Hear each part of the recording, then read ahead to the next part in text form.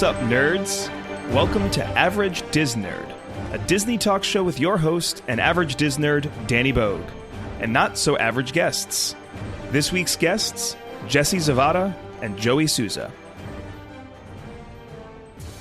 So, I mean, guys, we're going to get into the nitty-gritty details of, like, your whole journey, and this is obviously, like, your first Marvel gig. But have you done... In the day, it used to be midnight releases, but now it's more like 6, 7, 8, 9 o'clock releases. Is this your first time doing a movie theater experience for, like, an opening night big movie event, or are you a bit of a veteran for maybe other properties?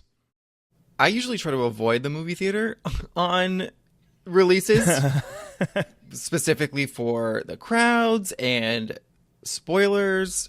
But yeah, this was my first one. Like, I've been to ones where it's like the night of, so like it comes out Friday and I go Friday night, but never like a pre-release night gig.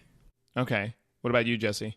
Yeah, I can't think of a specific movie that I've been there like at midnight release. I can think of movies that I've seen opening weekend, of course, or maybe like the Friday of, you know, at a normal time, not at 10 p.m. after working all day and then getting there and being, you know, just hyped on energy strictly of excitement. That's what got me through it, I think. But no, I can't really think, nothing comes to mind. I mean, yeah, this was probably the biggest one that I've seen. Opening night, opening time, almost. This was it. Well, I mean, that's really cool, honestly, and that's kind of like why I wanted to do this show, is just that if you've never done something like that, this is, as you can imagine, a pretty crazy experience. I mean, Joey, you brought up the idea of spoilers. True. For listeners at home, Joey, Jesse, and I saw Avengers Endgame last night, and when we were in the theater, our screening was at 10 p.m., so we get there around 9:30 to get popcorn and whatever, but we were so terrified of people coming out of the 6 o'clock showing, leaving at 9, and then just either being jerks and just outright spoiling it for people, or maybe just so excited that they're talking about these big moments that we all brought headphones. Yeah, we did. We were not taking no chances. Nope. No, and I can imagine it looked like a really weird environment to just see a bunch of friends hanging out in line for popcorn, all not talking to each other because we all just had headphones in. We weren't the only ones, though. There was other people, I noticed. Yeah. Like the guy in front of us, he was bumping some jams. He was dancing. Oh, really? Oh, yeah. There was a couple I saw with headphones. I didn't see anybody with like over-the-ear, like crazy beats going on, but everyone had something. Especially when we left. I noticed when we left ours, which was like, 1 o'clock in the morning, the people coming in, I saw all of them. Well, I wouldn't say all, but a lot of them had their hands over their ears. Hands over their ears. Because, like, I saw two girls run in. Literally, they ran in. Remember, like, those two girls in costumes? Oh, my gosh. And I was like, what are they running for? Oh, spoilers. Yeah, right. I got you. I feel you, girl. Right. I feel you. well, it's funny because I remember thinking, Danny telling us this, like, people are going to walk out. It's a danger zone. Like, you're going to want to we'll all have our AirPods in. And I was like, we are not that crazy. Like, I cannot picture myself doing that. I don't want to look like a crazy person. But then once we got there, we were walking up from the car in the parking lot, and people were walking out, ha ha, he he, and all about, you know, like, oh my God, there's this. Oh my God, there's that. We were like, oh no, this is it. Spoilers. Blindfolds. Yeah, right. So it was a necessity, I think. Like you had pointed out, Joey, like that we were walking out. Our screening ended around 1:15 in the morning. And we're walking out, and there were people walking in. I'm pretty sure that the theater that we went to had screenings for 24 hours. Like, I don't think they've closed since we left last night, because as we were leaving, there were at least 3 or 4 theaters all doing 2 a.m. screenings. Yeah. And then it wouldn't surprise me if there were like 6 a.m. screenings for the following day. Wow. It is absolutely crazy how many movie screens this is on. And I mean, I'll bring this up a bit more later probably, but I'm not sure if you guys saw, but Avengers Endgame has now hit a $60 million opening Thursday. Oh my gosh. Which is... Oh my God. Same. Granted, so this is a domestic opening, so it's only in the U.S., but it is record-breaking. The previous record holder was Star Wars The Force Awakens at $57 million.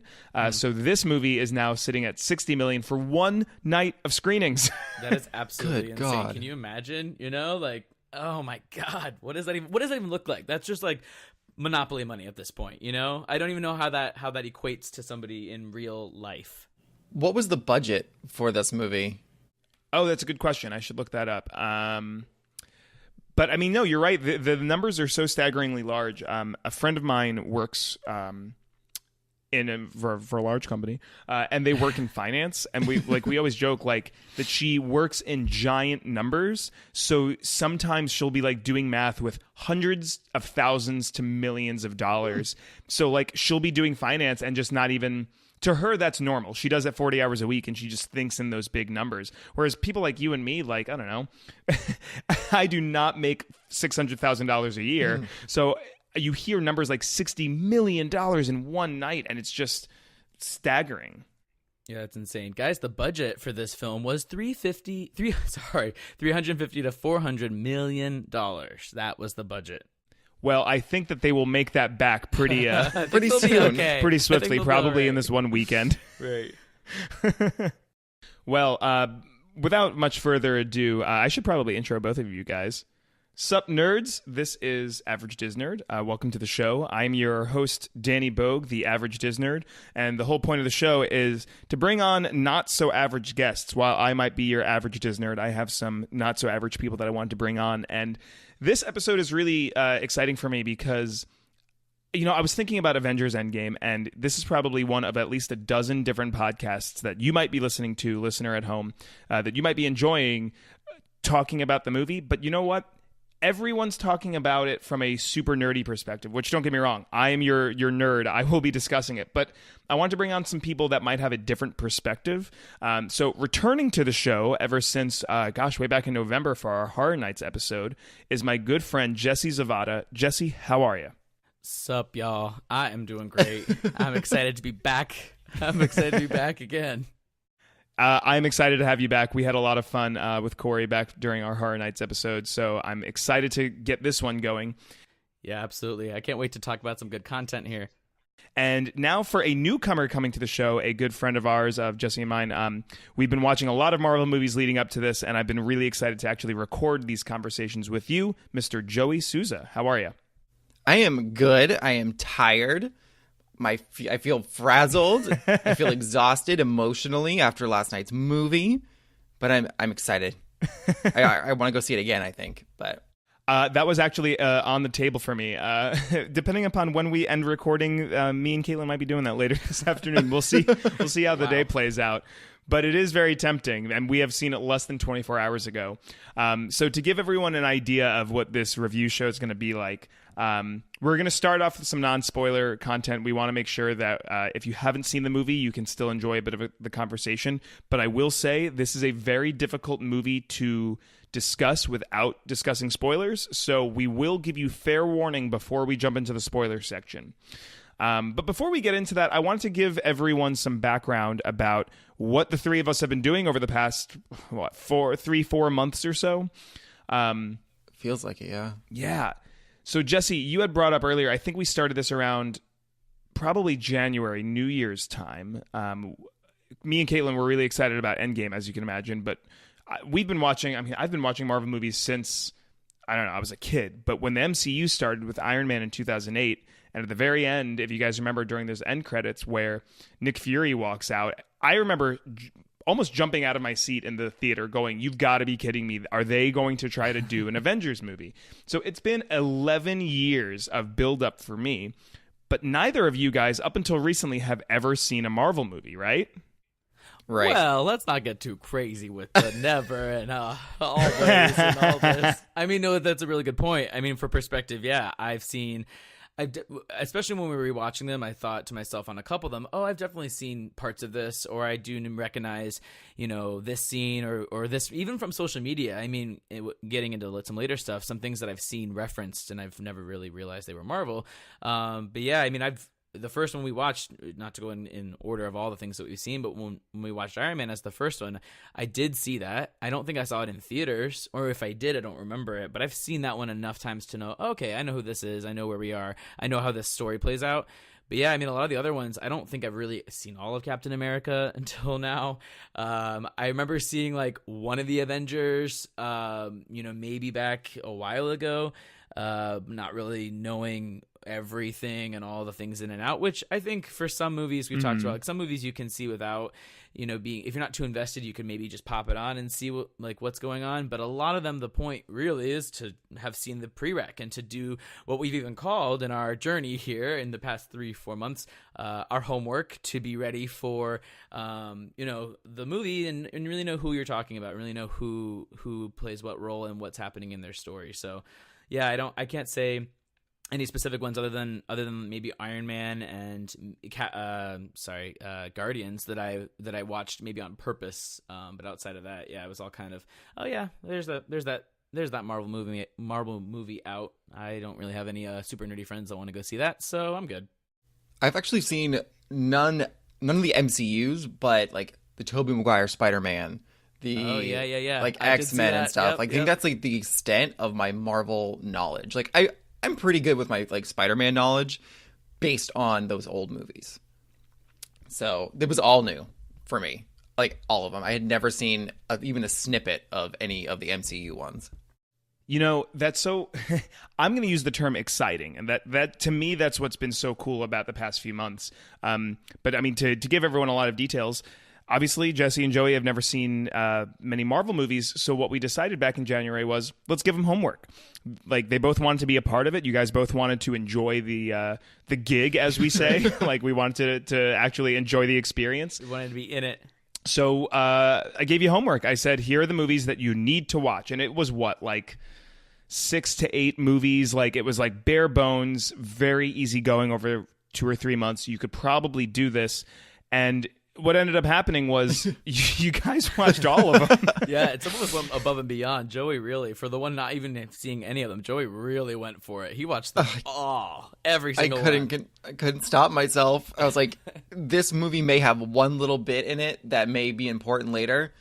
And it turns out every single movie really did. Like, it paid off in Endgame. Like, I don't want to spoil anything, but like Thor 2. Take it easy. Everyone says not great, not important. I can give you a Cliff's Notes in 2 minutes. And I got one. And then I was like, you know what? I've already seen all the other ones. I might as well watch Thor 2. What do I got to lose? Whatever. Very important in Endgame, I feel. So I'm glad that I did my extra credit. Yeah, that was definitely extra credit. There was a list of extra credit that I barely got through, or maybe even looked at too much, because I definitely did the my minimum and maybe even a little bit of the maximum. But the extra credit, yeah, that's all Joey. Because now looking back, I wish that I had, because maybe I still will. When I watch Endgame again, try and see some of the other ones that I hadn't seen for some of those random scenes or some of those random people that I realized was a big deal when everyone in the theater is like, oh my gosh, or there's this or there's that. And that's me going back and finishing the extra credit and doing them all. But I think that's a testament to the strength of what the MCU has accomplished. The MCU, honestly, I think you could watch 3 or 4 movies and enjoy Endgame and Infinity War, right? Like, to see Infinity War, I would say Cap, Iron Man, maybe Spider-Man, like, you could get on Guardians, like you could get by with a handful of movies, but you are rewarded when you watch more. Like, it's still an enjoyable experience, but the true, like, top of the level, like, you're really just gonna have your socks knocked off, that's when you watch all 21 movies leading up to Endgame. So Joey, you had referred to earlier like the excitement of you watching them, and I think that there's an excitement of me as a super fan having you guys never having watched them. Me and Caitlin were super excited to get you guys into it, and I think that that's something that people should be thinking of when you think of fandoms. So commonly, fandoms are if someone's never seen Back to the Future, I've seen so many nerds go, "You've never seen Back to the Future? Like, what's wrong with you?" Or Star Wars, for that matter. "Oh my God, how have you never seen a Star Wars movie?" That doesn't... You guys tell me, but if someone were to tell you, "Oh my God, you've never seen a Marvel movie? What's wrong with you?" Would that ever seem appealing to you to ever sit down and actually watch a Marvel movie? People had said that. Like, where we work, nerds run rampant. Like, you hear the plots of movies from start to finish in a quick conversation. So, like, I even knew pretty much what happened in Infinity War before I saw it. it was impossible to avoid those spoilers. So I was like, I don't really care at this point. There's no real reason for me to dive in. But I'm glad that I did. It was based more on your and Caitlin's excitement, I feel like, because I know you guys so well, and just like the nerds at work or whatever, I don't really, their opinions, they're nerdy about everything, but like seeing like the emotion come through on you guys, I was like, okay, maybe it's worth diving into. Yeah, it's actually a really good perspective. I've never thought of it that way as far as like a positive or negative, invitation. Because you're right. And there's things that I've seen that maybe somebody hasn't seen, or maybe we could go down like a music route. Maybe there's an artist that I know, or even like back in the day with like classical or composers or, big older stuff that I'm like, oh, how could you have never heard of this before? And that mentality of like a negative, almost like a negative intent to that person. Yeah, there's no invitation there. Like why would I want to watch that based on how you're responding to me? So yeah, to Joey's point, I think like it's more inviting to be excited to take on these almost like these newbies that could be into this and like bring them in, kind of like you and Caitlin did, and I don't know, like cherish their first time reactions to everything and get to share in, us learning things and help us cultivate like what our opinions are and what our thoughts are. And yeah, I think that's fun. That must be like a cool thing to do. I think it was exciting having you, like my partner through this. So like we would like text each other true, like, okay, are you watching one tonight? Like which one are you going to watch? Yeah. We texted all the way through like Captain America together. Yeah. Like started, paused at the same time. Yep. It was like live tweeting. Yeah. So that's true. I think that really helped too. It was like having someone like to push you through it as well. Right. Also, it's fun to one up somebody and do the extra credit and watch you get dragged in the chat. We get it. We know. That's helpful. We know. Some friendly competition. But yeah, just to put a button on it, I think sometimes as nerds, I can speak from experience myself. I grew up having never. I feel like as a kid, I couldn't necessarily show my nerddom and my fandom for certain things. So what that does to some people, myself included, is that people start to develop a sense of ownership over that fandom, because this is mine. I was like, as a kid, I would never tell someone I was into Star Wars. Star Wars wasn't cool. Star Wars would get me shoved in a locker. So sad. I would never share that. And now that we live in this world where the nerd community is actually popular. Like, I would argue that Star Wars and Marvel and all of these big movies are just as large, if not larger, than sport fandoms.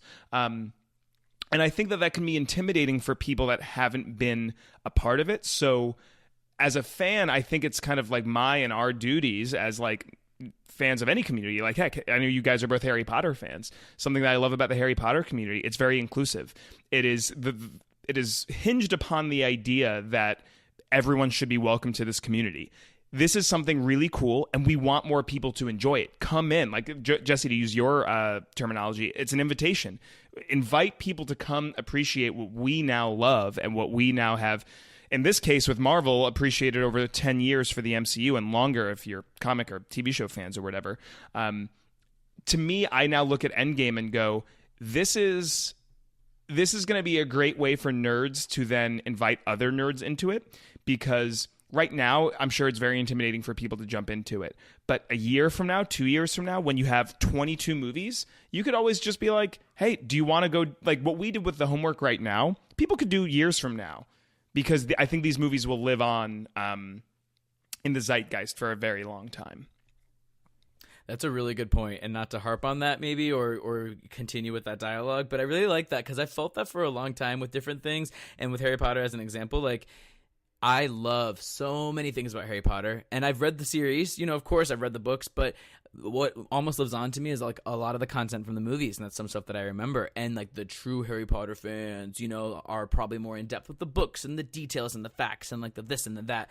And that's great, and that's fine. That doesn't kill the love that I have for Harry Potter, because I don't remember every single detail about every single person and where they were on this day and when they did that.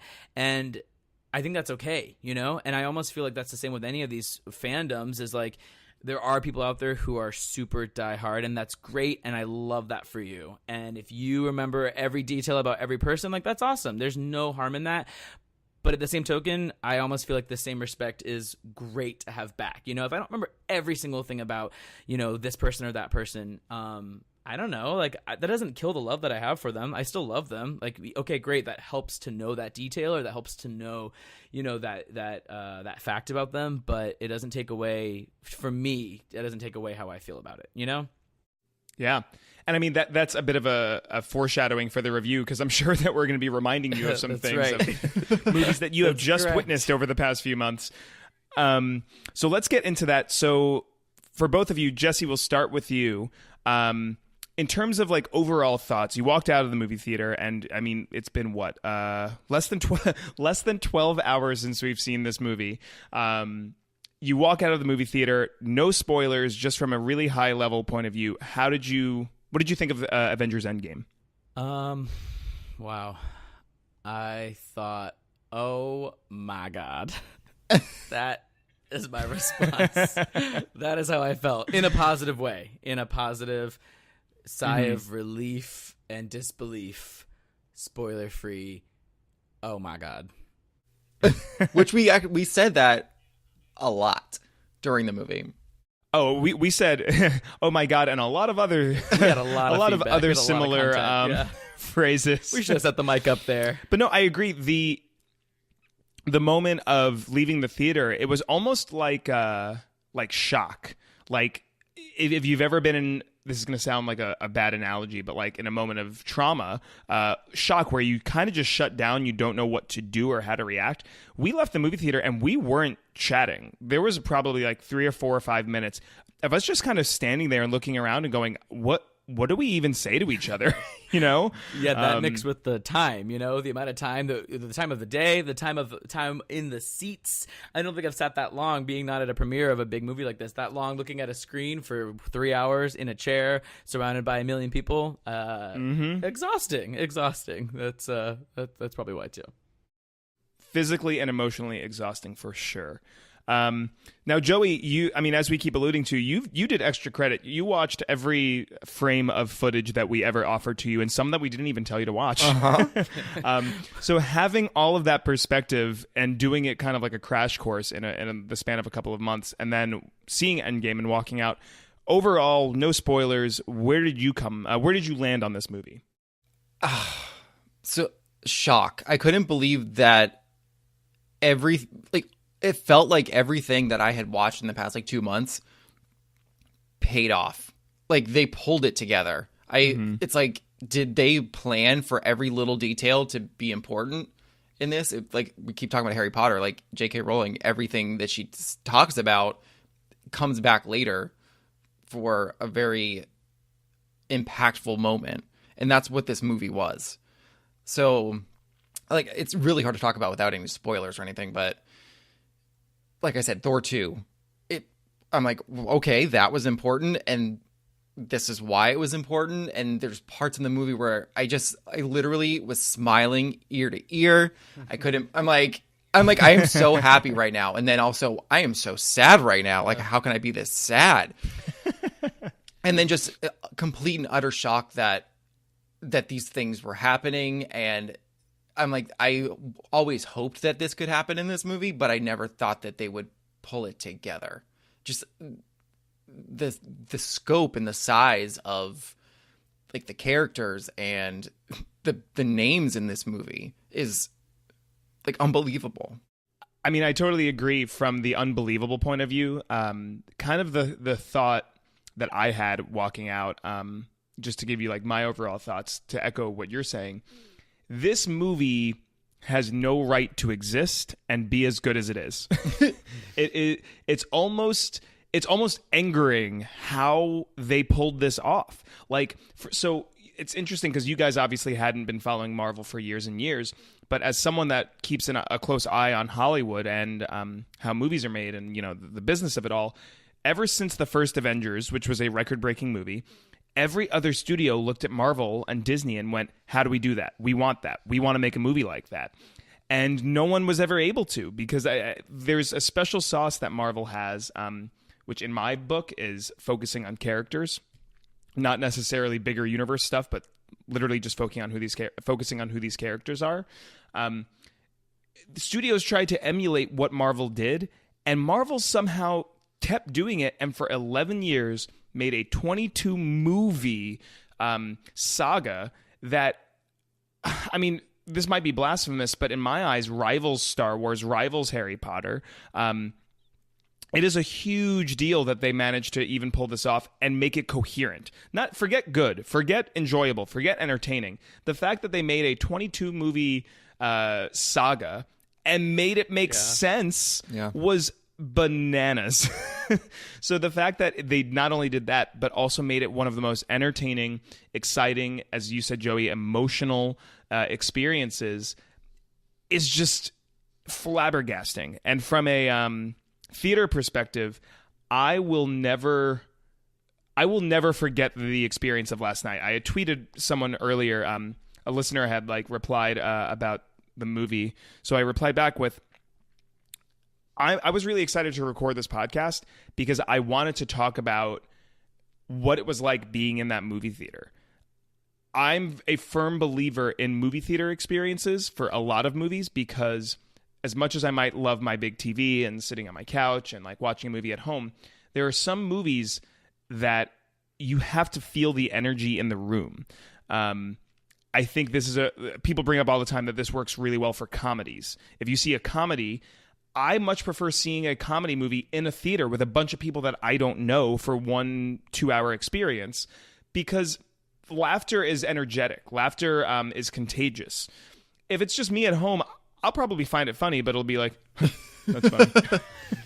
Whereas in the theater, I will laugh a lot more. So I look at a movie like this. This is a movie that deserves a theater experience. And this is why I'm so happy that you guys did your homework because you guys probably got sick of me at some point during the movie. I had moments of applause to cheering to crying to a mix of the three. Without spoilers, there are moments where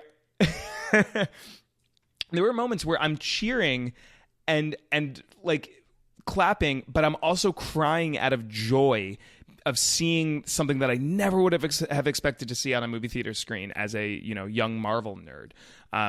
So hopefully that doesn't. I don't think that spoils things for anyone. But if you haven't seen the movie, what I would encourage is, if you haven't seen any Marvel movies, watch as many as you can before going into the theater because, as Joey said, you'd be surprised how much these things actually matter in this movie. But if you have seen them all and maybe you're trying to schedule it out, make it a priority because I got to tell you, having a packed wall-to-wall theater, I will cherish that moment for years to come because, I mean, the energy was palpable. Okay, well, I mean, now that soliloquy is over, do you guys have any other final thoughts before we move on to spoilers? I will say, to echo that real quickly, the first thing I can think of when you're talking about a couple seconds ago about the experience being in the theater and the experience with being around people, I think we all love to be on our couch. We all love to watch something from the comfort of our own home with our own popcorn, with our own drinks. That mindset is great. That is very our generation. And, it's probably more getting into that, especially with all the streaming stuff we have at home. But to talk about another one of our loves, without giving spoilers on that topic, but Hamilton, we all saw Hamilton together, and we all know Hamilton super, super well, and almost in the opposite idea where Danny was the last to come into Hamilton. No offense, Danny, but the mindset of of us getting you in. I was going to bring that up, so I'm glad you say that. Yeah, well, it's an interesting thought. That's the opposite thing where our other good friend Kaylee, she is the one who got really me into Hamilton, and I don't know how Joey got into Hamilton, but he was already in it. And you forced it on me. Oh, is what really? happened. Oh, I forget that. Oh, I blocked that out. It's hard to avoid. Well, there are some things that we want our friends to be in it. We want to get them involved. You can tell how our friend group works. Clearly, we love to influence our friends. I think in good Very ways. peer pressure. I think, yeah, no, I think in good ways. The ways to benefit. each other, and that was me. I mean, that was me with Kaylee. Kaylee influenced me into getting into Hamilton, playing it, yada yada, getting really hyped into it, and then I think that echoed down to you guys. So I love that this dynamic of like, you got us into Marvel, we got you into Hamilton, Danny, we got you. But to wrap that up, like when we saw Hamilton live for the first time, all together, really, there were so many moments that I was like, oh, that's right, this is funny. And I normally just kind of breeze right past that. And I'm like, oh yeah, that's just part of the song, and that's just part of the dialogue or whatever, because we've listened to it so many times, because we are so obsessed with it that, those moments have kind of blown over. And it's an interesting analogy, because it's not like any of us knew what were going to happen in Endgame. It was spoiler content for all of us. Like, we all were surprised.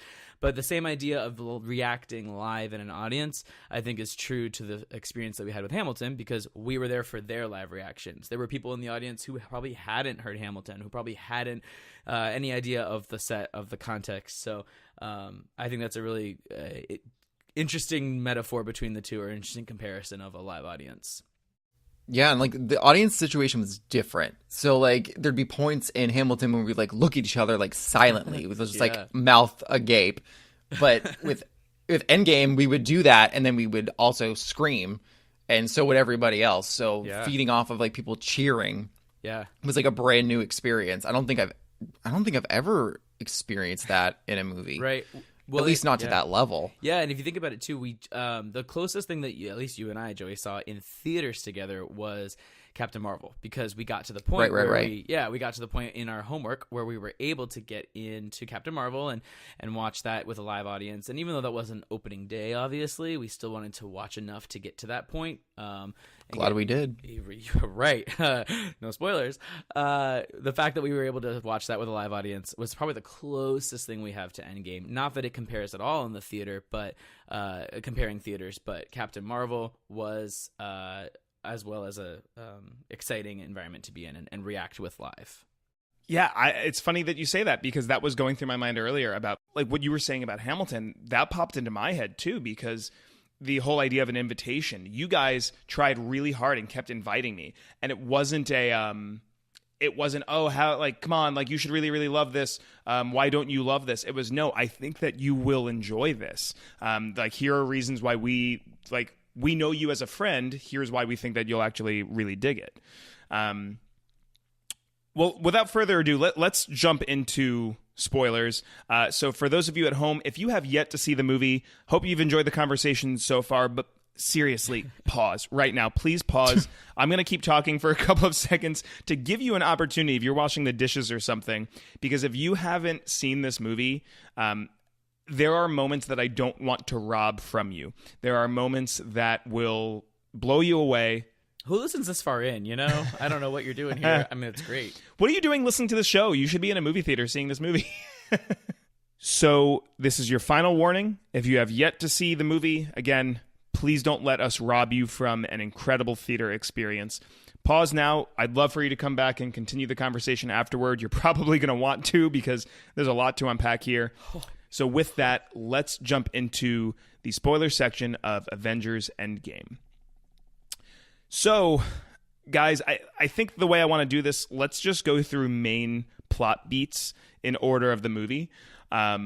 So we start out with a gut punch of a beginning. There wasn't. I remember, the IMAX thing does its like little intro, like, oh, like, welcome to IMAX. And then there's no preamble. It just cuts and you see the tip of an arrow. And I'm like, oh, this is it. This is the movie. Everyone shut up. Everyone stop. I already know where this is going, and I'm already shook. Starting off with a scene, for being a giant blockbuster movie, you would think that they would start off with a bit of a action scene, but that's not what happened. What did you guys think of the opening with Hawkeye and his family? Well, were family. So I assumed that we wouldn't be seeing that kind of scene right in the beginning. I thought that we would just know that it happened. So as soon as it started, I was like, oh no. I was like, I don't know if I'm emotionally set up and ready to watch this happen. So seeing him hanging out with his family. Everything is like, they're like setting up to be a super normal day for them. And then we watch them one by one get dusted. And I'm just like, crap. So I was like, this is what this movie is going to do to me. So I think it was the best way to start it out, because it was a very super emotional movie, like over the action. I feel like now thinking back, I'm like, there was way more slow emotional scenes that were way more impactful than the really fast-paced action scenes. And it's like this second half of this, story. I think that's what it needed, because Infinity War was action, action, action, action, and this one was just like expository and full of emotion. And I feel like it hit way harder, and I felt it way deeper because of that. For people that might not be Game of Thrones fans, I totally agree with you from the like emotional point of view. I'm a big believer in that the very first opening shot of any movie is extremely important, and the closing shot's extremely important. The opening shot of this and scene of this movie sets the tone really straight up. It's not going to be a completely action-based movie. There will be emotional beats. And the reason I bring up Game of Thrones, right now we're also in the middle of a Game of Thrones finale, like the final season's playing.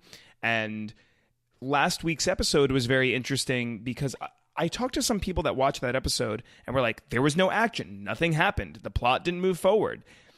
And my response to it is, if you haven't watched the show, this past episode was all about paying off 8 seasons of emotional drama, of connections that people had. So in that same vein, there were moments in this movie that you needed to see. You needed to see Clint lose his family. If you just showed up later up in the movie and you just see him doing whatever, I don't think that emotional resonance would stay. So I agree that this movie is way more about the smaller, quieter, people talking in a room scenes compared to let's go tear down, skyscrapers and whatever. And like that paired with the post-credit scene of Infinity War, I think it was so impactful because you see like all like the superheroes get dusted, and it's more like a magical, they're off in Wakanda.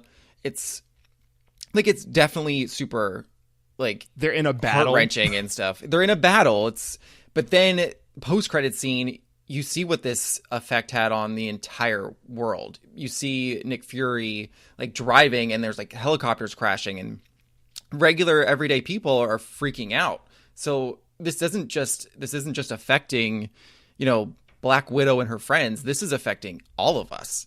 And so you actually get to see, what is this doing to the rest of the world? And so it goes from that like chaos to like the slow also chaos, but it's more, family based. Like, what is it doing to each individual family that Thanos snapped his fingers and wiped out your entire family?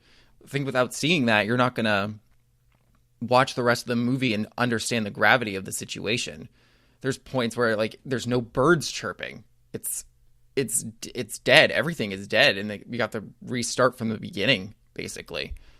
Yeah, and just to jump in on that, with really letting my newbie flag fly here and my amateur moment, because I am embarrassed to even say, we talked about this last night on the ride home, and I decided if I wanted to talk about that content or not. But at the beginning, when it started, I thought it was just a regular old family. I just thought we were checking out some normal people. And for any of you listeners that are like, oh my God, why is this guy on this podcast? He doesn't know anything. This is my moment. And this is where we talk about fans versus, really in-depth fans and crazy fans. So don't come for me. Don't at me. But I didn't realize it was Hawkeye at first. I'm sorry. I was like, oh my God, this little girl? Is this Captain Marvel as like a little girl? Are we getting like, we're jumping into her story? Especially since we had just seen Captain Marvel. I really, my fan or my hypothesizing really went in a different turn. And then once I realized like who we were looking at and what the content really was leading us into, I was like, oh, okay, well, that makes a little bit more sense versus my thought. But I did think about how what you're saying, Jerry, like how a regular family can be affected and how this affected everybody, not just Captain Marvel, not just the Hulk. Like this was everybody, and that I think that still stayed true to see how his family, like not just him, but him and his wife and his kids, like how they were affected by the vanishing. How it affects everybody, and how it's not just like a big superhero moment. It's all these kids and the birds, like you said. That's a really interesting call out, like the birds or whatever, everybody. So yeah, crazy start. Yeah, I agree about the gravity of the situation and understanding it from more of a, not a macro level, but a micro level.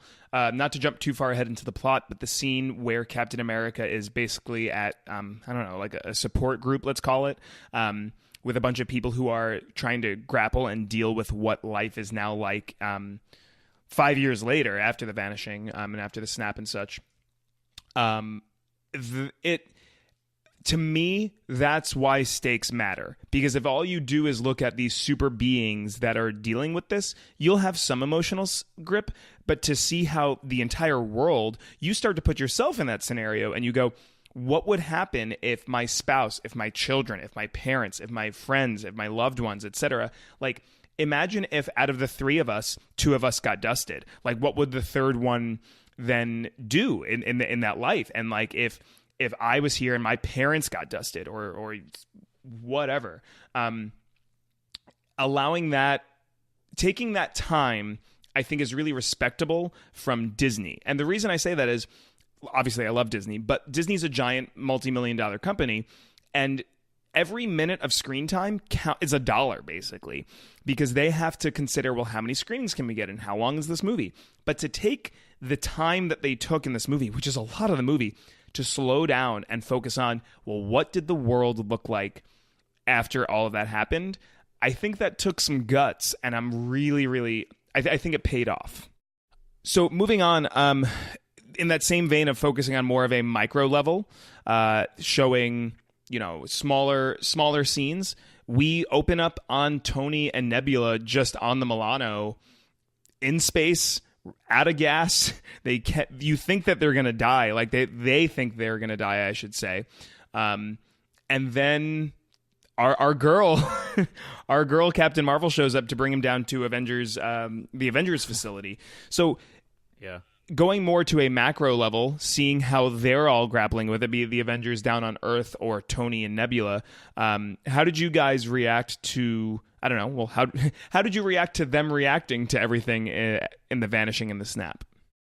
It was really interesting seeing their responses because they don't know the gravity of the situation on Earth. So they know that everyone that was with them was dusted, but I don't think that they realize the scope of how many people were dusted, how many people were affected. Also, Nebula was never a character I really liked, honestly. She drove me crazy in every other movie and at least half of Infinity War. So watching her kind of change, even in that small scene with Tony, throughout those 22 days or so that they were up there together, and seeing that she was caring for him, I think was really nice. It helped you relate more to her. Obviously, she cared about losing Gamora in the last one, but this one, she doesn't really know Tony, but they apparently bonded pretty well in those 22 days. And the point where she gives him the food to keep him going longer, I don't know, showed a lot about her growth. And I feel like that was really important for how big of a role that she was going to be playing in this movie, because she did, and I didn't really expect that, because she's always been more of a side character who's been, a thorn in my side. But wow, some thoughts. But also, poor Nebula, watching Tony slowly get thinner and sicker because of his wound that I forgot about, actually. I know he was stabbed at the end of Infinity War, but then he fixed it. And in superhero movies, it kind of it's just better. You get stabbed, you get up and keep going. So seeing him actually be affected by that, and when he gets back, how decrepit and thin and old he looks, I was just like, oh my God. We could lose Tony in this movie, seeing him looking like that. And I was like, I don't know what's going to happen. Do you guys think that this was something that popped in my head. He looked thin. Like he looked obviously, like you said, he was injured and he was, going days without food. He was on an IV. Like he looked sickly. And I kind of went, did he pull a Christian Bale like from The Machinist? And did he actually lose weight for this? Or is this some, again, new crazy technology? If they can make, Michelle Pfeiffer look like she was in her 20s again, did they just do that with him to make him look like that? Because that was the moment that they cut to him sitting in that chair. It was alarming. Yeah. You could see his collarbones and like the bones on his back. Right. And I was like, I don't think that he did that, naturally. I think that it was maybe a combination. Maybe he just didn't like get super pumped for this movie. But then also, I feel like they had to do some digital enhancements on that because he looked pretty rough. Yeah, I was thinking that too while we were sitting there. I was like, am I supposed to know that this is CGI or is this, did he lose, did he really physically change that much? And I personally, I mean, I'm sure there's a blog out there that explains this already by now, but I don't think that he probably didn't bulk up like Joey's saying, but I don't think that I think he was, CGI. I think he was changed via editing because there's no way. I mean, yeah. And plus he looked better later on in the movie. Like right, not that long after, back to normal. So like that would have been a lot of body changes unless they like filmed those scenes after the fact. Who knows? But I just feel like that was definitely digital. Yeah. So moving on, Captain Marvel saves Tony and Nebula, and this hit me later on. Like I think one of you had explained it to me, but I was thinking about the post-credit scene from Captain Marvel that we didn't see in this movie. But I guess that it did happen, but you had to have watched the post-credit scene. That's how Captain Marvel found them. It wasn't just like she casually stumbled on them. She was told, hey, go find these guys. Like, we're pretty sure that our man Tony is somewhere out in space. You got to go find him. And, Captain Marvel being Captain Marvel, did her thing. But so after that, they come into the compound and they discuss what's going to happen next. And then they just go do it. And by the way, we're only 15 minutes into this movie, but they decide, let's go get the Infinity Gauntlet, and let's just take care of Thanos. There's a lot of content. Like, wasn't that like? Don't you guys think that was a bit, I don't know, surprising? My jaw was almost on the floor. Like, wow, I can't believe that this is already happening. I'm glad that they did that because you think that would be your first reaction. Like, why don't they go do this? Like, now, especially they have Captain Marvel on their side. Obviously, she's a badass. Why aren't we going to use her to the best of the abilities? We know where he is. Let's try this. So it's like you see that they've tried all their options. They're not just going to sit back and let this be their fate. So watching them do that right in the beginning, it made me feel better. They weren't just wasting time at all. Yeah, absolutely. Maybe this is a stretch, but the idea that Captain Marvel is just this powerful being and maybe even the fact that she's new, that kind of like they address, like, hey, you're new here, like, we've already tried this and we've been mapped this for a long time. This is our war too. Maybe this is a stretch, but maybe that's just all they needed is just somebody to be that person to almost motivate them and pump them up and be like, no, we got this, or we have to at least try this. I mean, she didn't even doubt herself though. She was like, they haven't met me. She said something like that, like he hasn't. Yeah, because it's Captain Marvel, like she's got this. Yeah, Caitlin actually brought up we were talking about the movie earlier. One of her complaints or disappointments, I should say, is that there wasn't enough Captain Marvel, which I agree. It's a bummer because that scene of them early on, like when Thor, summons Stormbreaker and Captain Marvel doesn't flinch, and that mini interaction and the little interaction that they had, I loved. So I'm like, yes, more. But then they, due to, I guess, plot reasons or whatever, they decide to sideline her and send her elsewhere in the galaxy, which I get. Again, I understand, but to Caitlin's point, I don't. It's kind of a bummer because it's just a bummer because she's great and we all love her and we want more of her.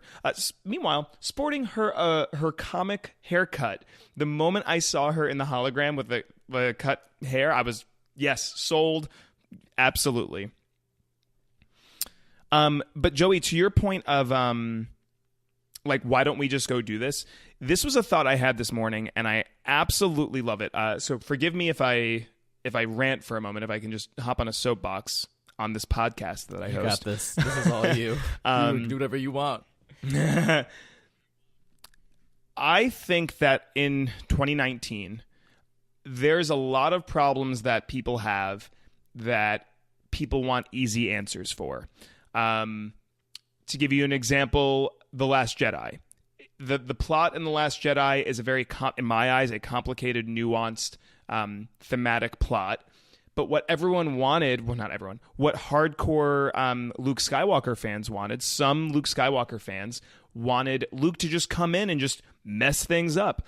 And to avoid spoilers, if you haven't seen one of my favorite Star Wars movies ever, that's not what happens, because life isn't that easy.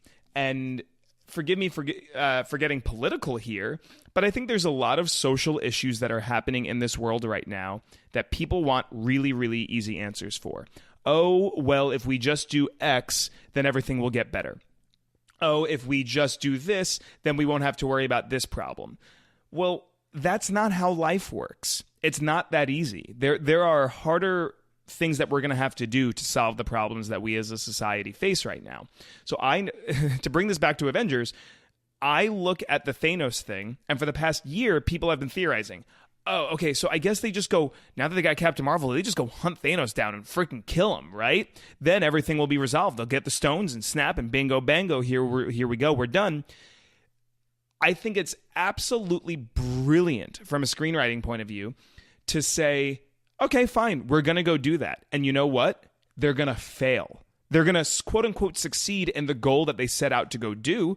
Yeah, he cut Thanos' head off. And I think it was a shocking moment for everyone. Yeah. And for Thor too, because Thor did the thing that he wanted to do. He went for the head that time. They even made a slight joke about it. Go for the head. But then you know what? He leaves that building. He leaves that building defeated. He did not succeed. They did not succeed that day because nobody's back. The Dusted have not returned. This is not a win for them. It's a failure. So going back to my whole thought about as why this might be a metaphor or a good message for today in general, there are things that a lot of people want to do that they want to snap their fingers and change the way that the world works. Wherever you might fall on the political spectrum, you might just say, oh, well, we just need to... to be blunt, we just need to impeach Trump. That's not going to change the cultural dynamic that we as a country are facing right now. You can't just do a thing and then erase everything immediately. There's more work to be done. And I think that thematically, this movie really, really nails that because they go, yeah, they did that. They failed. It made things kind of worse. And now they have to go figure out about actually how to cope with that and deal with that and potentially begin to fix that. Thank you for my soapbox moment. You know, here at the Average Disney, we bring you everything. We've got comics, we've got Marvel, we've got politics, we got a little sample of everything. We've got Harry Potter. We're trying to bring you in no matter what. Okay, this is a sponsored event. We've got all types of topics. It's great. It's great. Why not? You know, why not? Jesse, you'll do my ad reads from now on. Yeah. During our mic test, I mean, you guys can attest to this. I have been saying this brought to you by, so and so. So I'm ready, Danny. I'm ready for my my sponsored ad debut.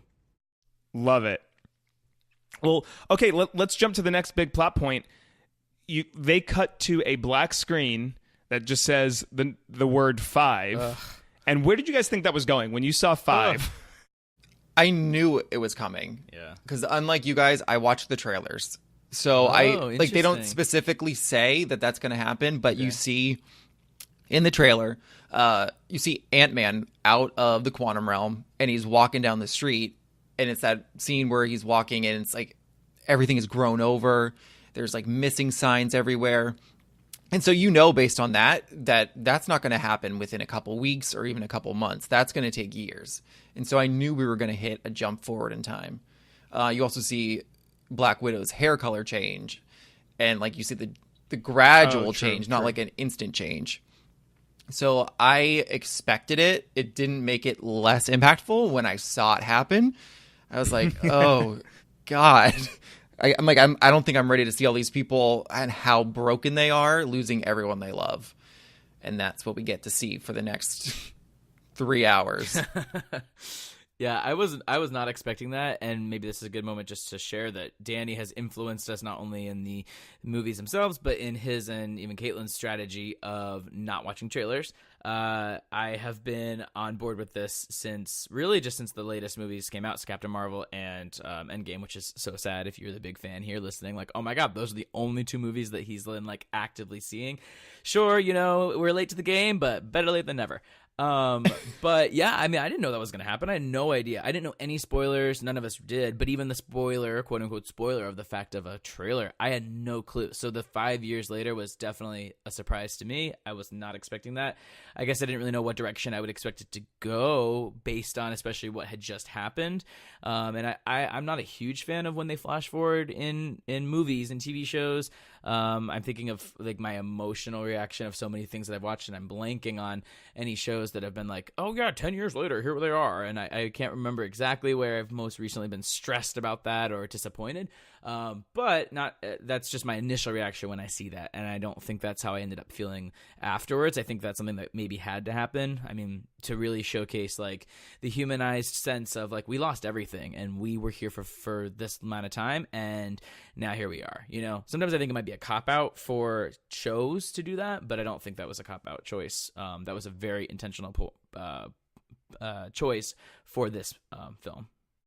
I feel the same way. Like when a show does it, a lot of the times I feel like it's because they need to get like plot point A to plot point C, but they don't want to have to deal with plot point B. Right. Yeah. Yeah. And in this movie, there wasn't a plot point B. They're still stuck. They haven't moved on. They're still in plot point A. It's just it's taking years, and they're no better off where they left off 5 years ago. They're just even more hopeless and lost without their loved ones. So I feel like it needed to be shown that even years later, they're still dealing with the effects, and no one's ready to let go yet. Well, you look at superhero movies, and a big trope that people complain about with superhero movies is a lack of stakes. And I would even argue that certain Marvel movies kind of fail in this regard. Like, they claim that there are stakes, but somehow in the next movie, everything's back to normal. Like Iron Man 3, I'm going to destroy all my suits. And then the next movie, you're like, oh, but you're in your suit. You look at a problem about having a lack of stakes, but in this movie, they go, nope.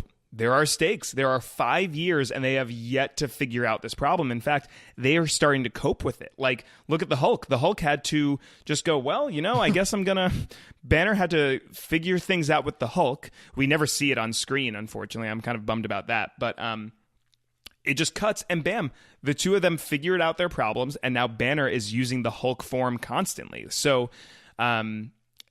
it was a shocking moment because I'm thinking, oh, maybe they'll do years. No, they won't do years. It'll be months. It'll 5. Oh my gosh, it's 5 years. So yeah, let's talk about some of the things that we discover in that 5 years. Any big things stick out to you guys? I'm thinking about like Ant-Man coming out of the quantum realm, the Hulk. Natasha's kind of running the Avengers at this point. Yes, that was my big thing. Like seeing how she stepped up, not only because she needed to for everyone else, but because she needed to for herself. She was so lost without her family, without the Avengers, that she has to, keep everything together to keep herself together.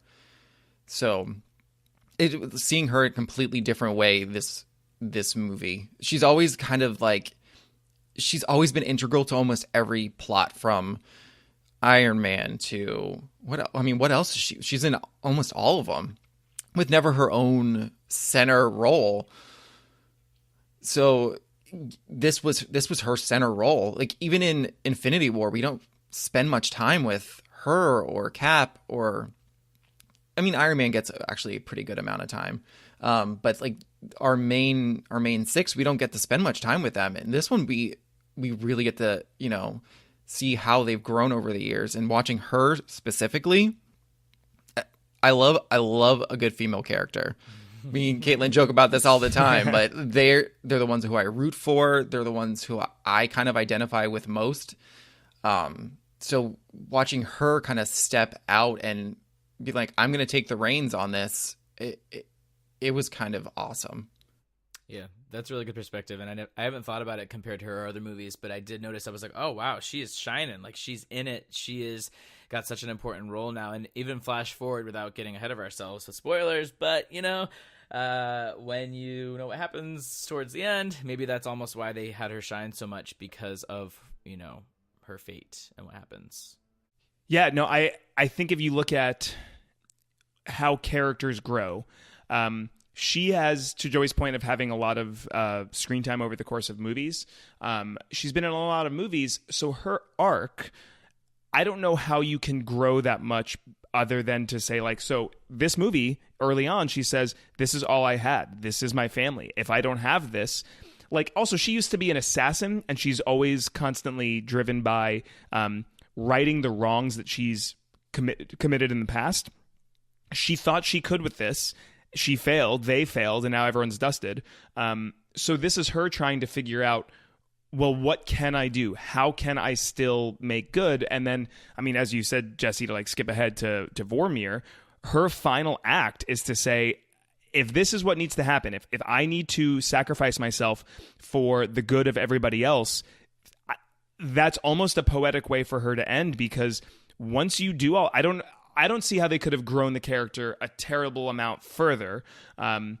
Spoilers for Game of Thrones, but like Brienne, I think Brienne's going to die this week because her arc is done. She did what she meant to do, and I kind of feel the same way about Natasha. So yeah, that was a cool moment to see her take the reins and say, I'm going to run this team. Yeah, I mean, in a different note, your initial question was like, what are big things that surprised you? I think my biggest thing that surprised me towards the beginning, aside from her running the ship, is Ant-Man's entrance, And what's funny about that is that I had just seen, like last week, I had just watched both of them, and I was pretty fresh in that plot and that theme, and I remember when it came out, I was like, oh, this movie looks kind of like a random one. Like, I don't know, how much can you do with an ant, like, without really being invested in Marvel? I was like, that looks kind of stupid. And then when I watched it, of course, I got more invested. But as far as surprises go, yeah, his entrance, like a mouse, a rat, whatever, and the machine, and bada boom, bada bang, we are back. And there he is. And he's, with the idea of humanizing the experience of the vanishing, like he is like, what? Like, he doesn't even know where anybody is. He goes to, the what's that memorial? Yeah, the memorial by the San Francisco the bridge. Oh my god, I love that scene. Like for anybody that's been to a memorial before, anything like that is insane. And then he's looking and he's running. That whole entrance of his character was great. I was a little bit disappointed when it first started to happen. I was like, is this really how he's coming back? Because we had joked earlier. We saw Natalie Portman at the premiere, and we were like, what is she doing here? She's gone. She's not even part of the MCU anymore. And we're like, our friend Kaylee is like, what if she is like the scientist that brings him back because she's super smart? And I thought that would have been a funny way to bring him back. But it makes sense for his character that it's something stupid. It's something funny. Yeah, that is a true point. Yeah. Because, that's who Scott is. Right. So, of course, a dirty old rat is the one who steps on the computer and makes him pop back up. But I think it was important to see that no time had changed for him, because him experiencing, the jump time, it was us experiencing it. So we saw through his eyes what's happened. So I feel like that was super necessary to actually see him come back and work through all those things, because that was for us to see how that worked. And to that point of just Scott coming back and grappling with everything, 5-year time gap, Cassie's a lot older now. So his daughter, I don't know, she must have been in previous movie, let's say 10 maybe, because she looks like a teenager now. So let's say like 10 to 12, so like 15 to 17 range for how old Cassie is now. I'm not sure for those non-comic book fans out there, but there is a run of comics called The Young Avengers, with a lot of younger characters, and Cassie Lang is actually one of the Young Avengers. So I'm not sure if that is just a nod, like a slight little nod that they're giving, like, oh, you comic nerds, you might like this, or are they potentially really setting up an idea of a Young Avengers? Because we have the young girl in Captain Marvel from the 90s, so she was, an 8-year-old, let's say, so she could grow up to be a younger Avenger, because all of our Avengers are north of 35 years old, save Spider-Man. So I just saw that, and the moment I saw Cassie, obviously it's an emotional moment, but I also went, oh dang, like this might be a good opportunity to set up for future movies. We also were greeted by, how did you guys feel about this when we went to New Asgard, which I think New Asgard, if you remember from Thor Ragnarok, when the place where Odin dies on a hill, he said this place could be Asgard, because Asgard is not a place, it's a people, which is a message I love about that movie. I think that's exactly where they are. I think they went to that general area. Him and Rocket and Hulk go over to New Asgard and meet Thor in a different light than we've seen him. A Big Lebowski likeness. Yeah, which Tony even said, which was a great joke. How did you guys feel about Thor going through a rough spot? It was understandable, I think. It was disappointing though. I feel like the biggest part of Thor, they touch on it all the time, is like his looks and his build, and seeing him, Doritos in his beard is kind of disappointing. See like how far he has fallen, but it's necessary to see. Exactly. So, I just wish that he would have kind of pulled himself out of that look throughout the movie. It's like a makeover type deal, like get that kind of power back and that confidence back. It's almost like he never really got that confidence back until like the final scene, but it's not like a physical confidence that we get to see. So I'm hoping that, in the future after this movie, we do get to see, what's going on with the abs? Where are they? Are they coming back? Yeah, I definitely think it was almost like anticlimactic versus when we first see him versus the last time we saw him, when he's like, big and blazing, like God of Thunder. Like this is he really was in his character and in his element, and almost like at his peak. And maybe that's almost why he falls so hard when he falls, is that he was so far in his character and in his in his development as a person or as a god. And yeah, I mean, to Joey's point, I think we all kind of thought he would come back around, and how long can he really be this, in this fat suit in a way. And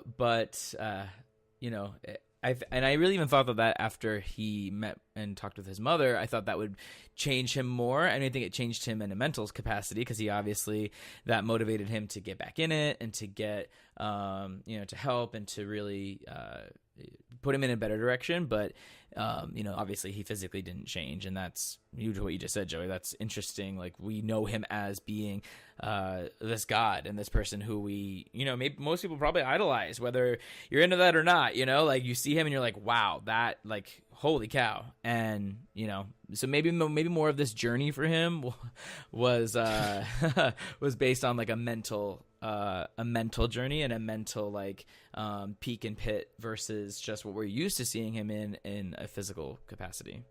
Yeah, it's a visual representation of what he's going through. Like, they even show it early on when he's sitting down in Avengers facility and is just distraught. Rightfully so. Like, he's got to have a guilt of, I should have gone for the head. I did, and it didn't work, and nothing changed. So what's the point in anything? I mean, obviously it's comical. They play a comical spin on it, but it feels like they're flirting with the idea of what, post PTSD is. Like, he is truly traumatized and potentially depressed about the whole situation. So yeah, I kind of get him going through a rough patch. Let's move on, though. We should probably talk about, before we get to the finale, because the finale is like cuckoo banana crackers, some might say. Some might say cuckoo banana crackers for sure, and that someone might be me.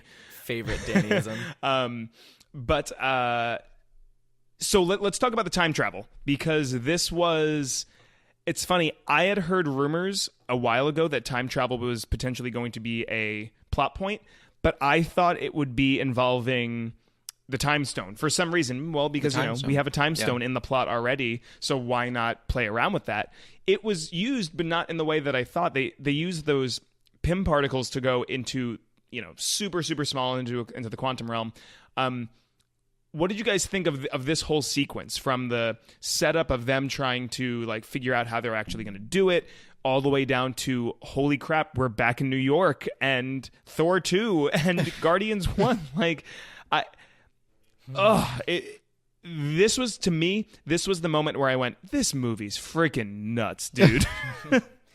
With what you just said, my first thought is that is almost why watching this so fresh and watching this in the span of like a combined few months was even more rewarding, I feel like, for me as a watcher, as a viewer, because I had just seen this New York scene. I had just seen, all of these things that they're like flashing back to and watching from the other side of things in a time travel standpoint. And I think that was really cool to be like, oh my gosh, yeah, I was just there. And now we're all back in it, and I don't know, that was the time I think I felt maybe the most aligned with the audience, in a sense that like a lot of this movie, I was like, okay, like I'm learning this too as we're all going, but these are some like veterans in here in the theater. Like these people have been in it. I mean, especially watching with you, Danny and Caitlin, like, and anybody else that we've watched with that's been really in it.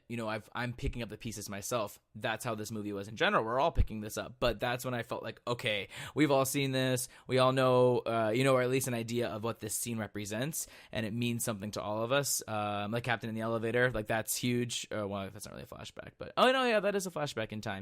Or a time travel. So, yeah, I don't know. That was cool to kind of, I think, maybe bring us all in. Like, oh yeah, you guys know what happens here. You guys have been here before. This is a scene that we are seeing from another side. And I thought that was cool.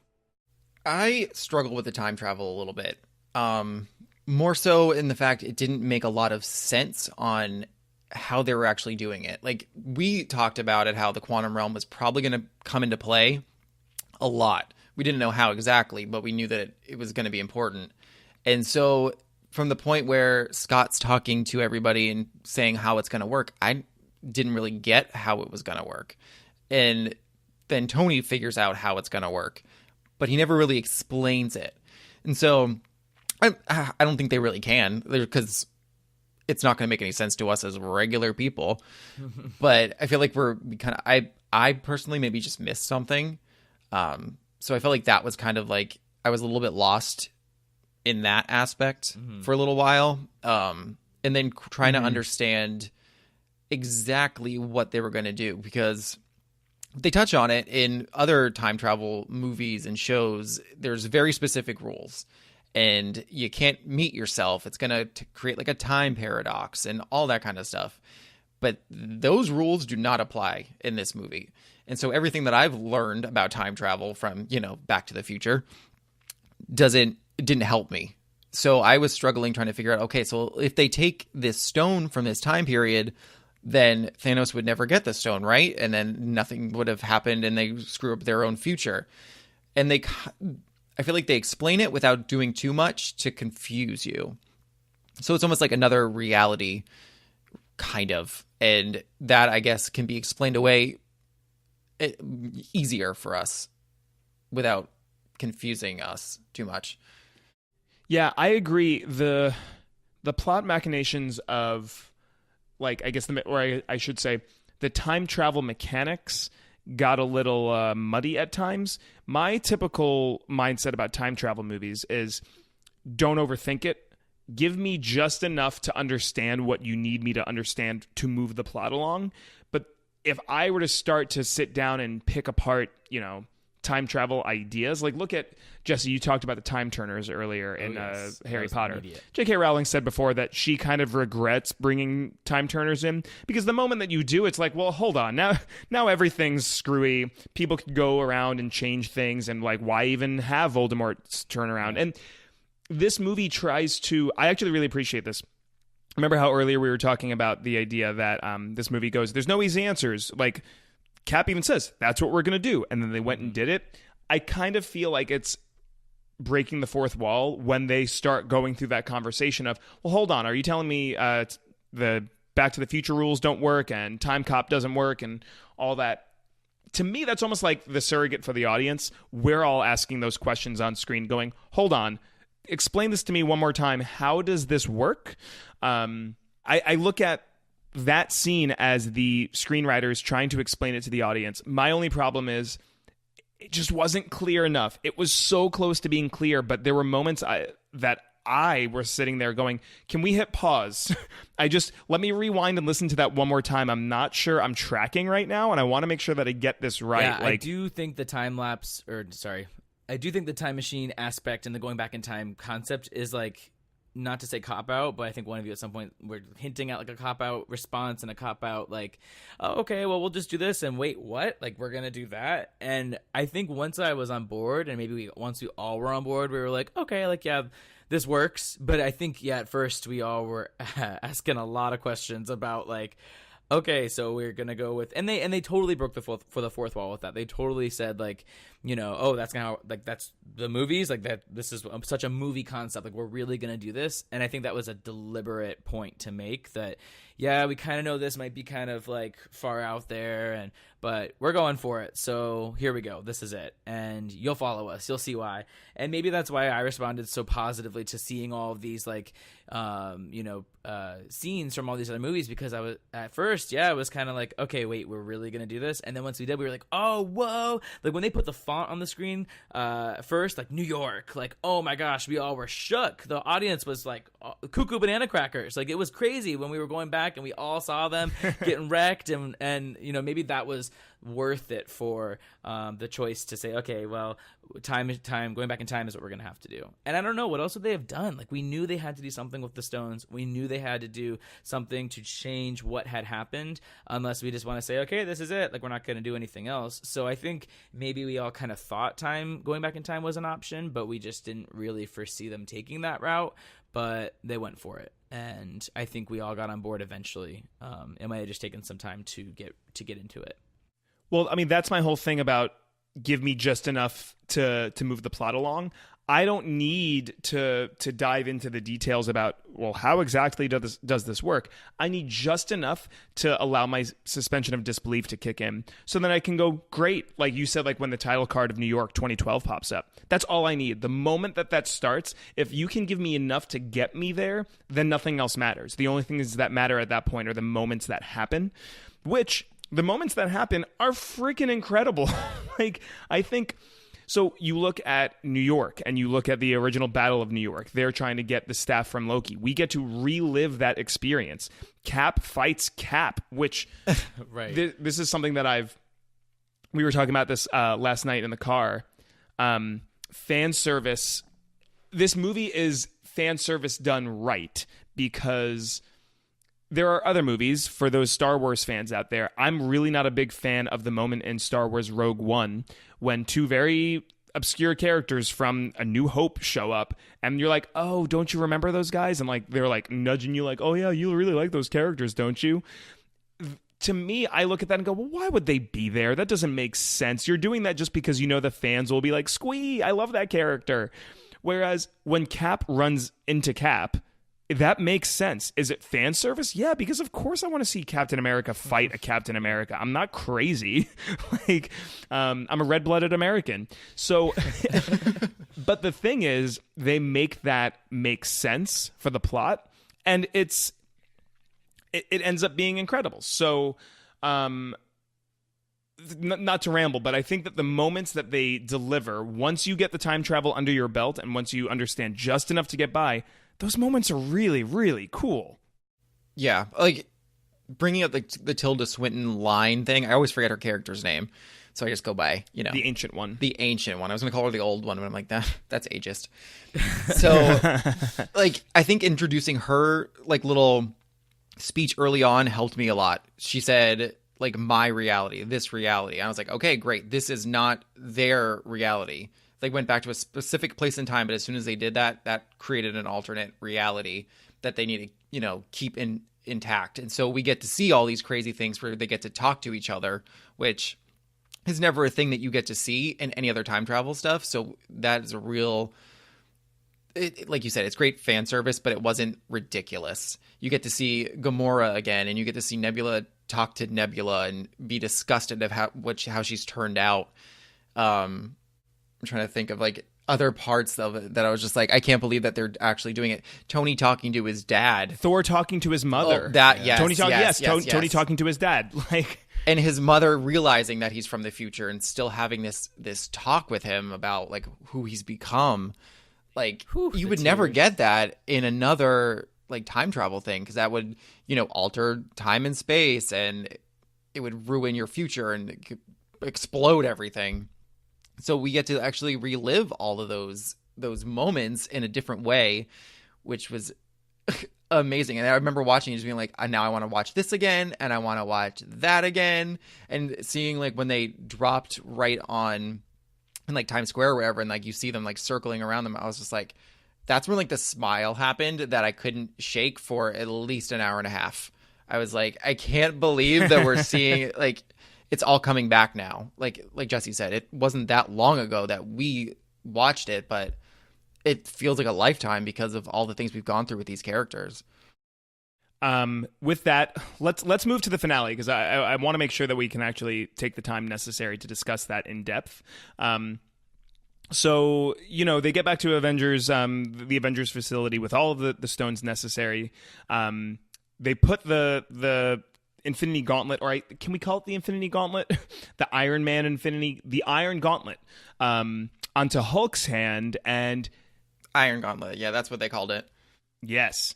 Hulk snaps, and what I love is that we do get a brief moment of seeing birds, hearing, like one of you had referred to hearing, like, not hearing birds. Now we are hearing birds. It wasn't just human life. It was all life that was decimated in the snap. So taking that small, brief moment of being able to say, we did it. We reversed it. Obviously, that doesn't last long. And that's got to be, what, a 35, 40-minute action sequence from the moment that Thanos' ship comes out of the time portal all the way to the end of the movie. That, guys, I'm curious to hear where you guys come from on this, because my nerd brain exploded. Moments in this movie, let me say this. Civil War, you saw Spider-Man hanging from War Machine with a spider web, and I was like, I never thought I'd see that on screen. This movie laughs at that scene and goes, oh, you want to see some crazy stuff? Let's go. I don't even know how to put into words when, as soon as Doctor Strange opened up all those portals and you hear Sam through like the walkie thing, and I was just like, I forgot about everybody possibly coming together. I was so focused on our main six and them facing off against Thanos again, and I was like, they're gonna lose again. Like, nothing has changed in this whole situation. He's still super strong, and they can't beat him. And I was like, how are they gonna get themselves out of this?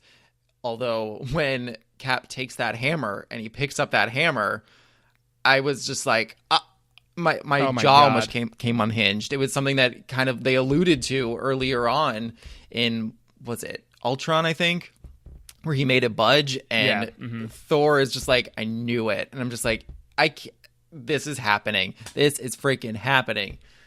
So we've talked about it, I don't have any like past, Marvel preconceptions of anything. So everything that I felt has been felt within the past like 3 months. So it's super like intense in me right now. It's like I eat, sleep, and breathe Marvel. I can't wait to finish this so I can go on Fortnite and play the Marvel mode. And so I was almost bouncing in my chair as soon as they one by one just let like each movie come through each portal, and I was like, oh my god, I forgot about them, and I forgot about them. They were basically dead to me. And then when Spider-Man comes swinging through and literally everybody cheers, I almost cried of happiness. I don't even know how to explain the feelings in words. Yeah, and I think what's really big about that how I interpreted it was like, instead of some movies where they're just like, oh, we're gonna win, it's gonna be really easy, and oh, we're gonna just do this thing and we're gonna be good to go.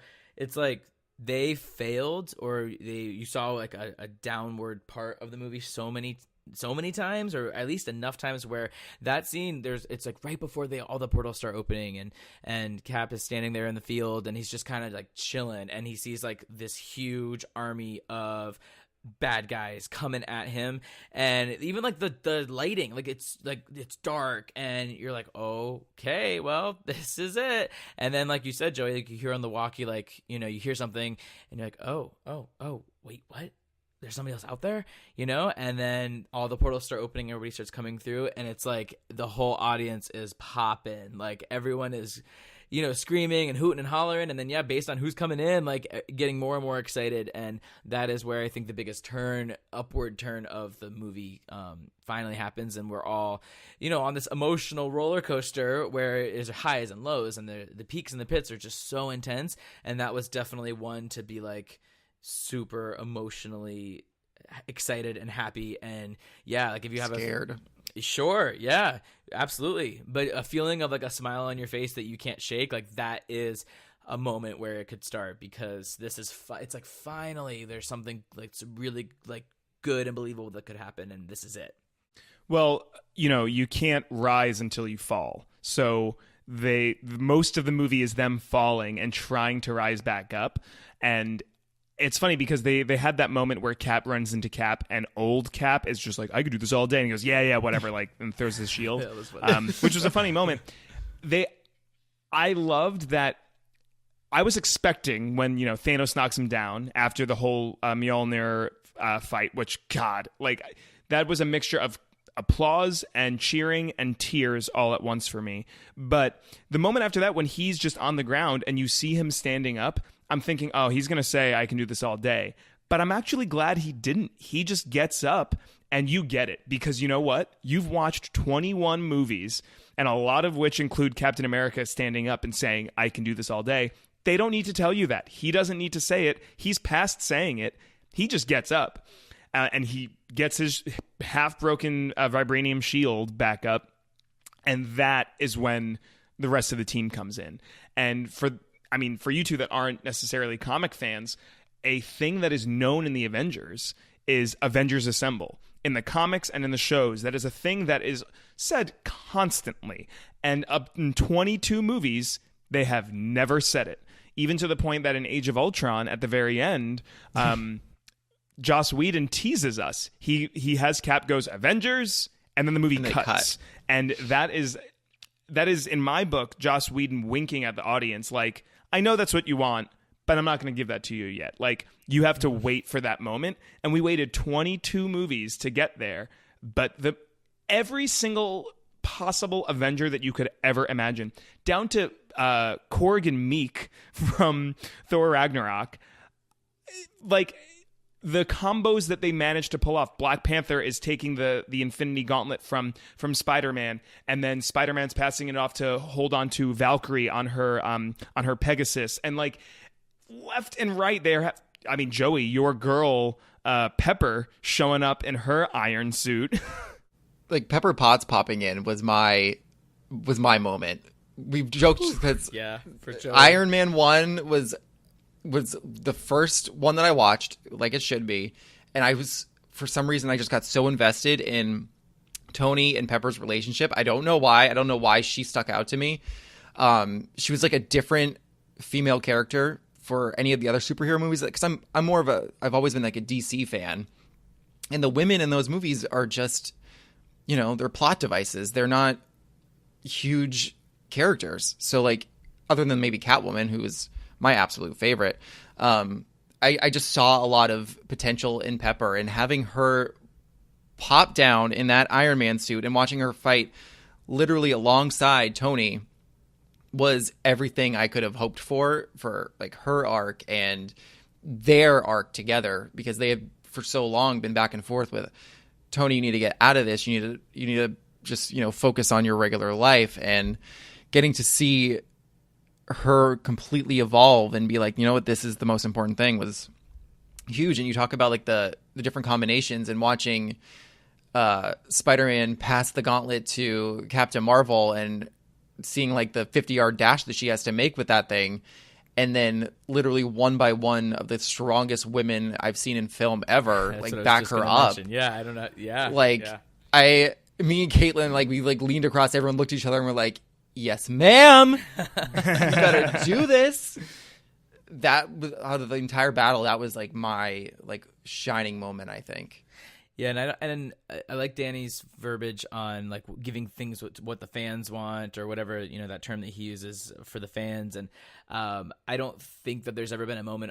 Well, I'm sure there's some moments of people like some stretches that were made to please some fans, or you know, maybe arguments like, oh, they didn't have to do that here for the fans. But that moment when the women all came out, I truly believe that was that was for the people, that was for the fans, and because based on the reception of Captain Marvel and how huge that was for women and like the feminist movement, and I think that was huge and super important that they did that, and whether it was for the fans or not, like I think people loved that, and I think that was probably one of the biggest moments of people coming together during that battle scene, was for them and for anybody who was really pumped about seeing Captain Marvel as the first main female superhero and seeing all these other females together, like, you know, huge. That's huge. It was awesome to see. And it didn't feel like pandering, which was important to me. Because the fact that those women, some of them are the strongest Avengers. Like Scarlet Witch and Captain Marvel, I would say arguably are the strongest ones. Oh, yeah. They're the ones who went head to head with Thanos and hardly got a scratch on them. Mm-hmm. Like Scarlet Witch literally pulls one hand away because she only needs one hand to rip his armor off. Oh, yeah, that's right. Yeah. And I'm like, God, yes. And then that point where like he goes to like lay the smackdown on Captain Marvel and it just like bing, it bounces off of her. I'm like, oh my gosh, the headbutt was so good. It was so good. And she's like, you're not getting me again with that. But what, like him like going hand to hand with like Captain America, he's bloody and he's beaten and he's not as strong as some of those female characters. Yeah. And getting to see them like actually step out of the field and go toe to toe with Thanos and be the stronger ones was huge. Well, I mean, I totally agree. The moments that we got to receive over 22 movies were all incredible, but leading up to that moment where they all assemble and they somehow managed to make it clear and everyone got their moment. Everyone had an opportunity to shine. So I'm super, super excited about that. I do want to start to wrap up. So let's just wrap up with the final two scenes that are extremely important. Tony ends up sacrificing himself, but in my book, the right way. Yes. He gets the Iron Gauntlet back, and in the most badass line of the way we could do it, in I am Iron Man and snapping all of Thanos' forces away. Here was my concern. Caitlin had pointed this out a while ago, and I totally am on board for her concern moving into it in Endgame, was Tony was forever and ever as a character a martyr, or wanted to be a martyr, because that's all he knew. But the concern was, well, that's a bad message to send of I'm going to forego a relationship and my life and, you know, happiness and a normal life because I can't stop fighting. But what's really brilliant about this is that they gave him that life. He has a daughter. He has a wife. He has a family. He has a normal life for 5 years. And Pepper, I mean, to your fandom, Joey, of Pepper, Pepper's the one that tells him, you have to do this. And she's also the one that lays him to rest and says, you've done what you've needed to. I just got goosebumps all over again. Truly, like literally. Getting teary over here. I know. It was another one of those moments where like I really believe there wasn't a dry eye in the house. Like I heard people crying either right next to me or elsewhere. We've spent 11 years with him. And I mean, heck, even over the past 4 months for you guys, like Tony means a lot to a lot of people. So to say that they put his death appropriately, I think is an accurate statement. Yeah, and getting to watch his scene with Spider-Man like right beforehand, I feel like seeing that scene set up that fact that he was going to die. Yeah. because I was like, why are they having this scene right in the middle of this fight? Because it was an important scene. Like, Tony finally hugs him after saying, we're not there yet. Like in Homecoming, and then once he finally hugged him, I was like, okay, this is when the tears are going to start, and they're not going to stop until the credits roll. So getting to see that at least get taken place first, you just see how much Tony has grown, and seeing this like son figure, this ward that he's been, you know, he put all this responsibility for himself into, and getting to see that come back was big. Yeah, absolutely. And I mean, we all expected death in this film. We all were ready for somebody to die, and especially the potential of one of the main characters, one of the main people who've been around the entire time. And I honestly, without theorizing or without giving my, future thoughts, I thought at the time, maybe Captain America would die off. There was no way. I truly thought, like, there's no way they'll kill Tony. There's no way that he, will go out like that. Maybe he'll go out in some other fashion. Maybe he'll just stay in this cabin in the woods forever, and somehow, something happens to them out there. I don't know. So I guess I was kind of shocked or surprised, or, culmination of the roller coaster of emotions, right, throughout the whole thing. But I was just mostly surprised that they did that for him. But then also, like, it's the idea of the martyr and the idea of doing it for everybody. And I'm just kind of thinking this right now, actually, but the fact that the whole time of his timeline is this sarcastic and, almost maybe even like thinking he's the best type of person. And we laugh and it's funny, and I think it's supposed to be, witty. But, the fact that he ends up doing this in a sense for everybody else, I mean, for the world, like he does this, he sacrifices himself and does it for everybody else.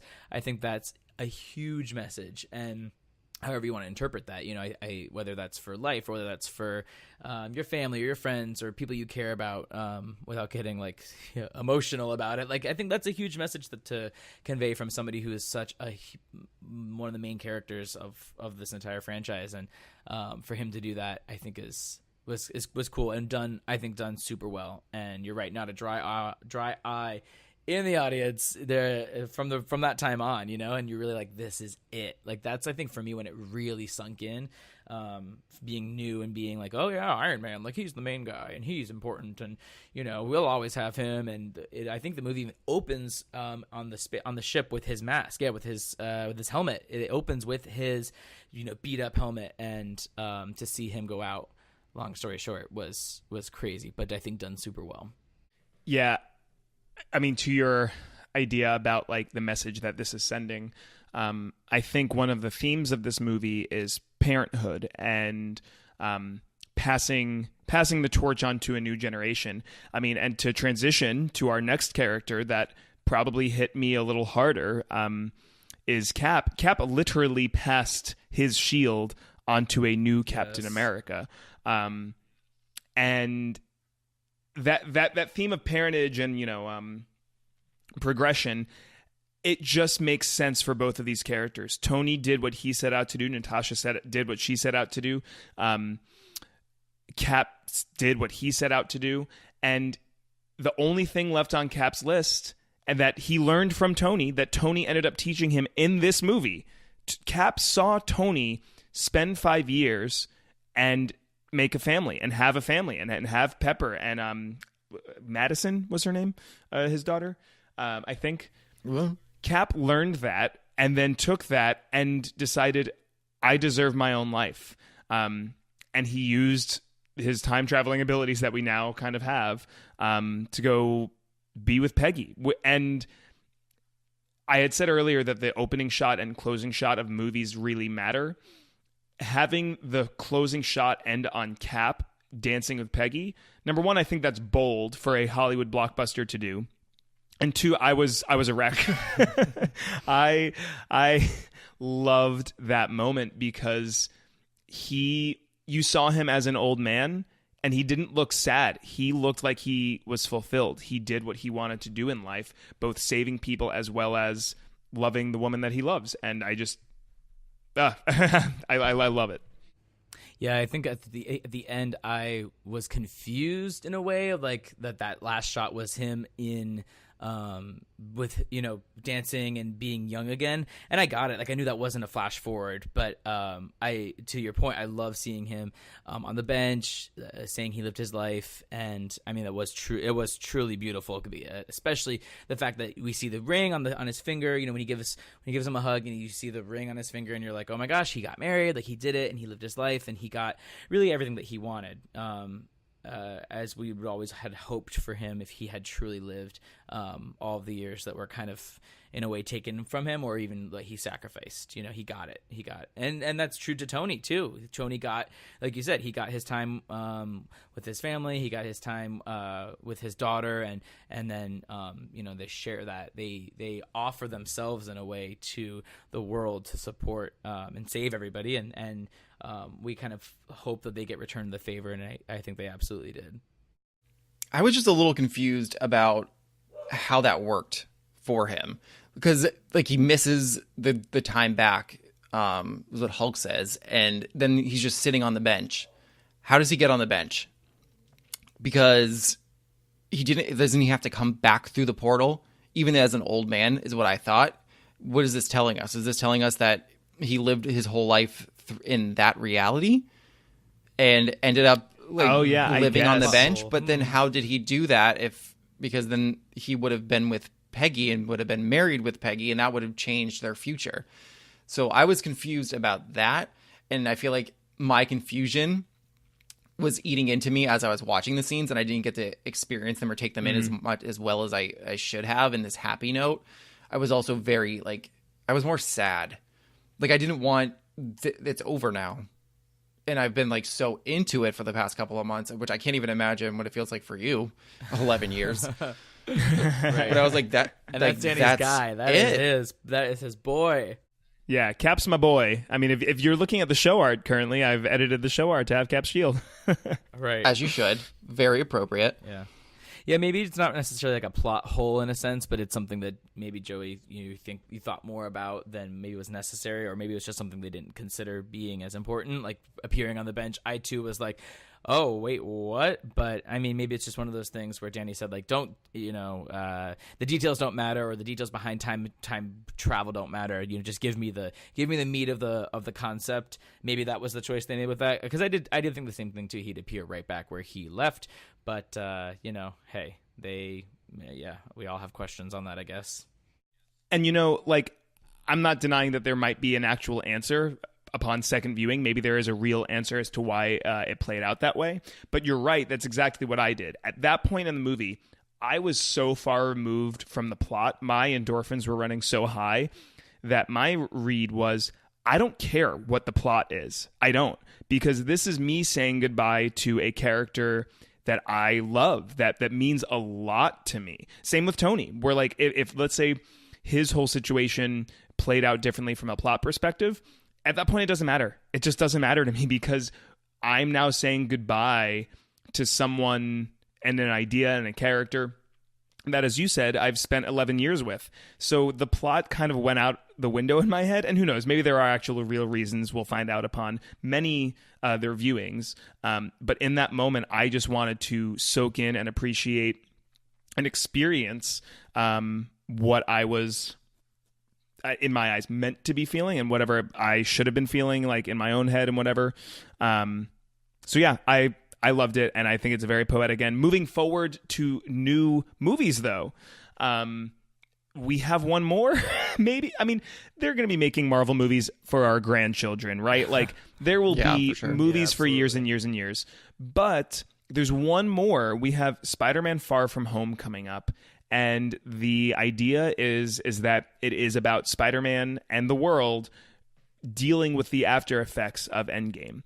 Having 5 years with half of the population, and then suddenly gaining them all back, and Peter goes to abroad to Europe for travels and stuff. So that's about all that I know. So if you're avoiding spoilers, don't worry, I don't know much at all.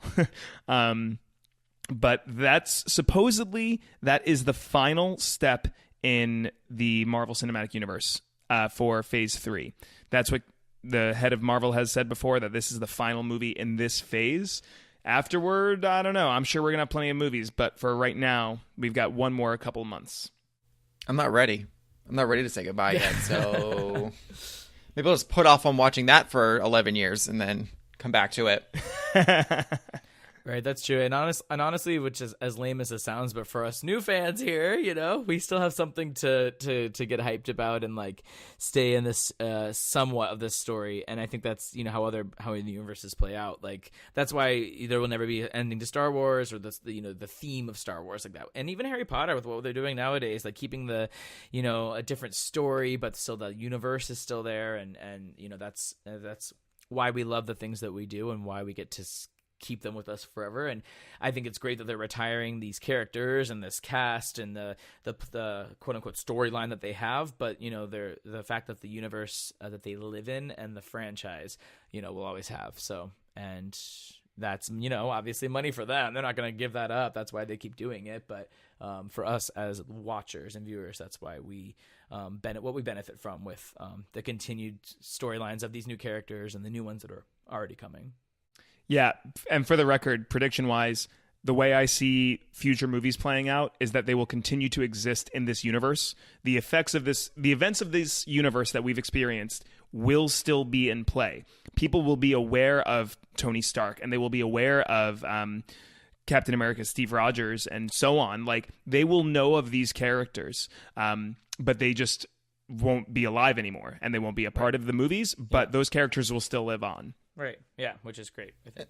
And I think it's important, everything that happened in this movie, like we talked about coming out of the theater, like the whole, like Loki's getting his own show on like Disney Plus. And I think that it's heavily relying upon the fact that he took the Tesseract in that other reality and bounced.